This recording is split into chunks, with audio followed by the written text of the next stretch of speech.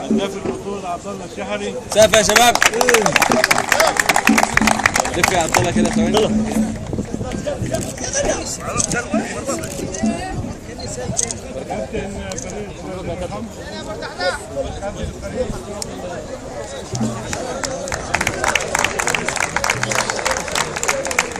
كسب المركز الثاني